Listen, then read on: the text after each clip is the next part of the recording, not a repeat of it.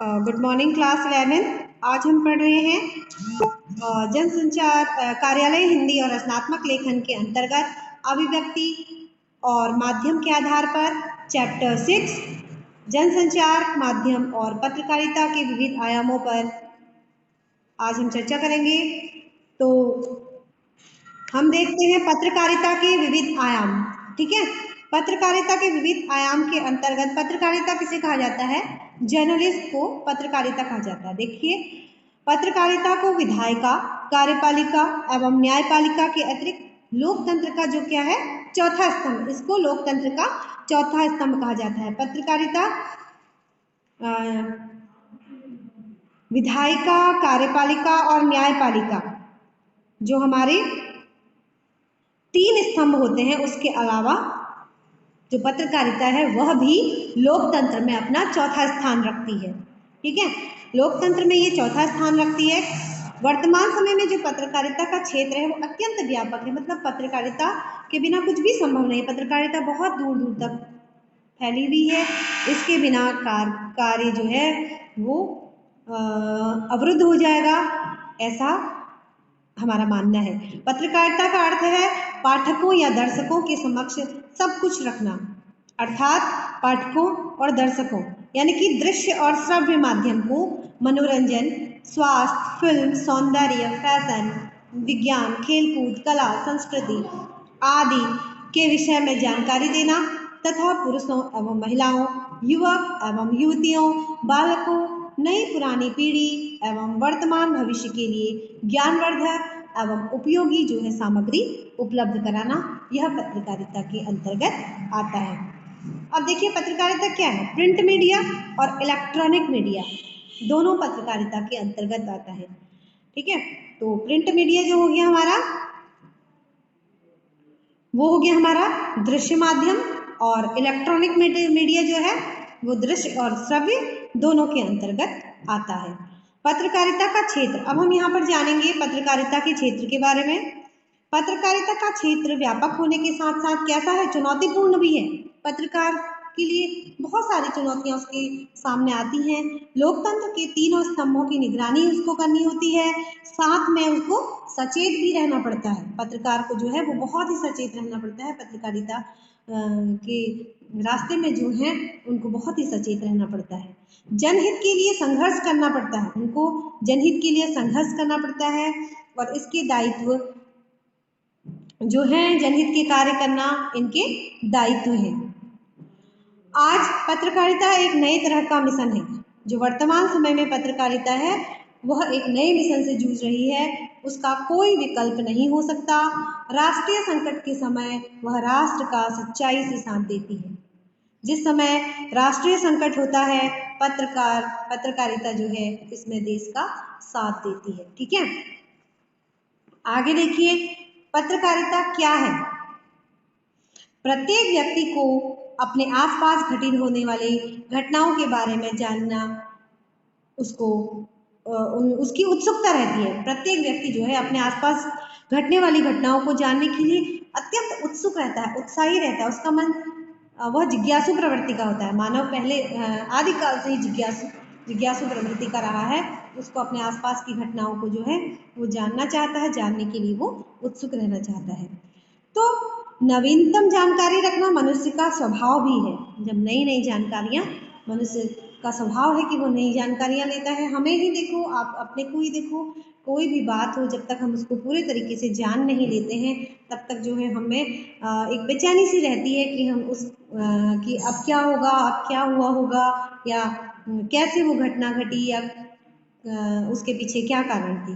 ठीक है, तो मनुष्य में जिज्ञासा का भाव प्रबल होता है। यही जिज्ञासा समाज एवं व्यापक अर्थ में पत्रकारिता का जो है मूल तत्व है। जो जिज्ञासा है मनुष्य की, वही पत्रकारिता का मूल तत्व है। जिज्ञासा उत्पन्न हुई तो उसी जिज्ञासा को शांत करना पत्रकारिता का मूल तत्व है। पत्रकारिता का विकास इसी सहज जिज्ञासा को शांत करने की कोशिश के रूप में हुआ है। देश दुनिया में घटने वाली घटनाओं को पत्रकार समाचार के रूप में परिवर्तित करके हम तक पहुंचाते हैं। जब देश दुनिया में कोई घटना घटती है तो क्या होता है? समाचार पत्र जो होते हैं पत्रकार जो होते हैं समाचार पत्र के रूप में उस घटना को हमारे सामने प्रस्तुत करते हैं। पहले वे सूचनाओं का संकलन करते हैं। देखिए उनके सामने कैसी समस्याएं आती हैं। पहले क्या करते हैं, वे सूचनाओं का संकलन करते हैं, फिर उन्हें समाचार के रूप में ढालकर हमारे सामने प्रस्तुत करते हैं। इस पूरी प्रक्रिया को ही पत्रकारिता कहा जाता है।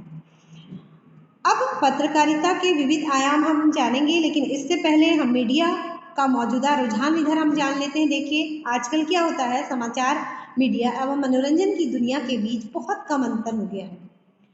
समाचार के नाम पर मनोरंजन को बेचा जा रहा है। रुझान के कारण आज समाचारों में वास्तविकता व सरोकारीय सूचनाओं एवं जानकारियों का अभाव हो गया है। आजकल अधिकांश चैनल जो हो गए हैं सूचना रंजन, यानी कि इनको हम क्या कहेंगे, इंफोटेनमेंट चैनल ये बन चुके हैं, जिनमें सूचना कम लेकिन मनोरंजन बहुत अधिक मात्रा में होने लगा है। समाचार मीडिया में हमेशा से ही सनसनीखेज या पीठ पत्रकारिता या ग्लैमर या चकाचौंध फैलाने वाली पेज थ्री पत्रकारिता की धाराएं मौजूद रही हैं। अब पेज थ्री भी मुख्य धारा की पत्रकारिता में शामिल हो गया है। जो पेज थ्री पत्रकारिता पहले आती थी वह मुख्य धारा की पत्रकारिता में शामिल हो गया है। सबसे अधिक बिकाऊ बनने वाली जो होड़, उसमें सभी चैनलों में एक जैसे समाचारों का प्रसारण होता है।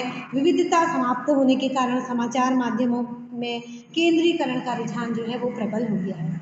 आज राष्ट्रीय स्तर के समाचार संगठन भी क्षेत्रीय सीमाओं में पैठ बनाने लगे हैं। राज्य की इस प्रक्रिया को रोकना आवश्यक है। देखो राष्ट्रीय समाचार जो है राष्ट्रीय स्तर पर होने चाहिए, वही समाचार देखने सुनने में मनुष्य जो है ज़्यादा दिलचस्पी लेता है। अब अगर हम पंजाब का कोई न्यूज़ है, उत्तर प्रदेश के लोगों को वो दिखा रहे हैं, तो उत्तर प्रदेश के लोगों को क्या इसमें ज़्यादा जिज्ञासा रहेगी?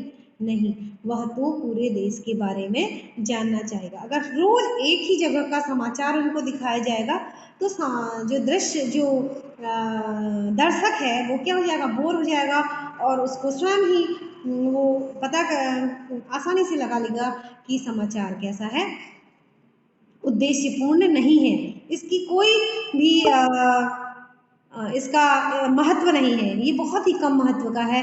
ऐसे जो समाचार होते हैं वह रुचिकर फिर नहीं लगते हैं। बहुत लंबे समय तक अगर उनको दिखाया जाए तो वो क्या होते हैं, अरुचि पैदा करते हैं मनुष्य में और दर्शकों में अरुचि पैदा करते हैं, जिससे उनका मन भी उस पर नहीं लगता है। अगर क्षेत्रीय स्तर पर हो, राजनीति की बात ही हो, अगर क्षेत्रीय स्तर पर होगी तो अगले राज्य में रहने वाला, अगले क्षेत्र में रहने वाली को उस समाचार में रोज रोज दिलचस्पी फिर नहीं हो सकती है। एक बार वो देख लेगा, एक बार वो सुन लेगा, जानकारी प्राप्त कर लेगा, लेकिन अगर वही बार बार रिपीट होगा तो उसी के बारे में बार बार बात की जाएगी तो वो क्या होगा, उससे दर्शक को अरुचि पैदा हो सकती है। अब देखिए पत्रकारिता के विविध आयाम। पत्रकारिता का संबंध मुख्य रूप से समाचारों से है, किंतु इसके अन्य आयाम भी हैं। किसी विशिष्ट टिप्पणी, संपादकीय लेख, फोटो, कार्टून आदि से संबंधित पत्र भी पत्रकारिता के अंतर्गत ही आते हैं।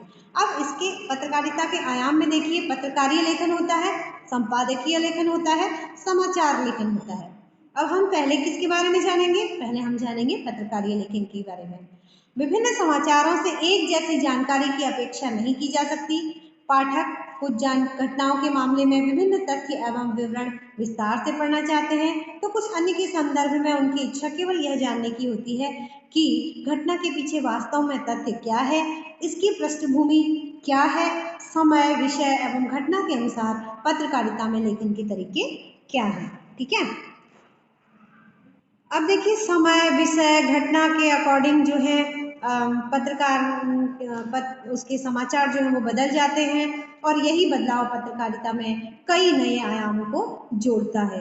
समाचार के अतिरिक्त आलेख, टिप्पणी, संपादकीय, फीचर, कार्टून, रिपोर्ट, फोटो आदि पत्रकारिता के जो है वो विशेष अंग हैं।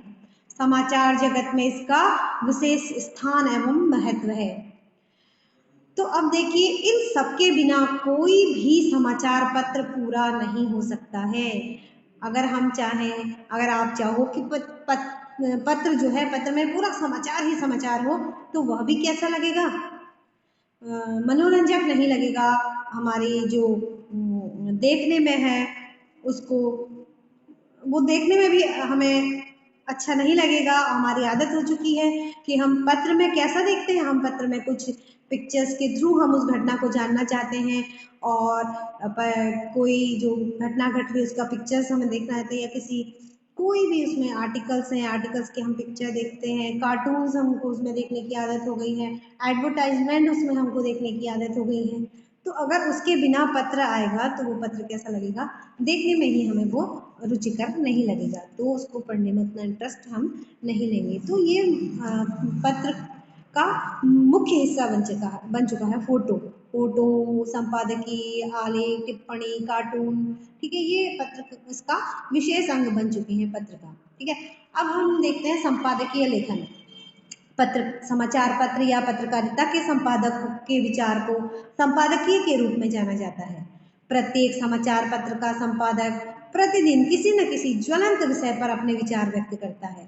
तो संपादकीय के माध्यम से संपादक के निजी विचारों को जानने के अतिरिक्त समाचार पत्र की नीति, उसकी सोच एवं विचारधारा भी स्पष्ट हो जाती है, क्योंकि जैसा संपादक लिखेगा उससे हमें पता चल जाता है कि समाचार पत्र किस विचारधारा को फॉलो करता है, किस सोच को फॉलो करता है, उसकी नीतियाँ क्या है। ठीक है, तो इस लेख के लिए संपादक स्वयं उत्तरदायी होता है। संपादक का जो लेख होता है उसमें अगर किसी भी भाषा, विचार, कोई गलत तरीके का उसने शब्द इस्तेमाल किया है तो वह उसके लिए संपादक ही जिम्मेदार होता है। तो हमें संपादकीय जरूर पढ़ना चाहिए। संपादकीय में हमें बहुत ज़्यादा जो है पेपर, आधे से ज़्यादा पेपर हमें संपादकीय से समझ में आ जाएगा कि क्या वास्तविकता आजकल जो समय संपादकीय में आपको ये भी देखने को मिल जाता है कि इस समय समाज में कौन सी घटना चल रही है, कौन सी बात चल रही है, उसी बारे में संपादक लिखता है। अधिकतर संपादक उसी विषय को लेकर लिखते हैं जो करंट विषय हमारे समाज में चल रहा होता है। तो यह हिंदी के विद्यार्थियों के लिए बहुत ही उपयोगी साबित हो सकता है। ठीक है, अब हम देखेंगे समाचार लेखन।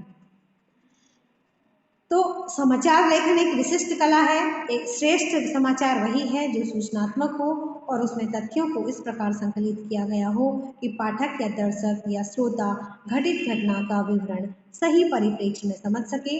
संवाददाता में संवेदनशीलता होनी चाहिए, कल्पनाशीलता होनी चाहिए, भाव प्रवणता होनी चाहिए, रचनात्मकता एवं वाग वैदग्ध्यता जैसे गुणों का होना भी अनिवार्य है।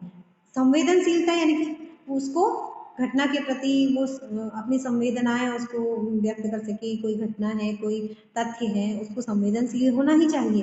कल्पनाशीलता, उसको कल्पनाशील भी होना चाहिए। ठीक है, भाव प्रवणता, उसमें भावों की जो है भरे भरे भाव होने चाहिए। ठीक है, तो रचनात्मकता, उसमें रचनात्मकता होनी चाहिए, तभी वह किसी लेख को, किसी घटना को बहुत अच्छे ढंग से लिख पाएगा। वाग वैदग्ध्यता, वाग वैदग्ध्यता यानी कि बोलने की कला।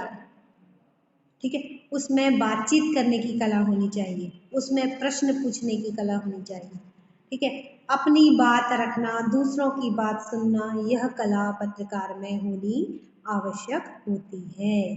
ठीक है, आगे हम देखेंगे समाचार लेखन के आवश्यक तथ्य। ये हम बच्चों अगली वीडियो में इसके बारे में जानेंगे। तब तक के लिए आप पढ़िए और मेरी वीडियो को ध्यान से देखिए। और यूट्यूब के मेरे विद्यार्थियों से मैं ये कहना चाहूँगी कि मेरी वीडियोस को लाइक कीजिए, शेयर कीजिए और मेरे चैनल को सब्सक्राइब कीजिए, ताकि आप मेरे बच्चों के साथ साथ आप भी मेरी जो कक्षाओं का लाभ ले पाएंगे और परीक्षा में अच्छे अंक प्राप्त कर सकेंगे।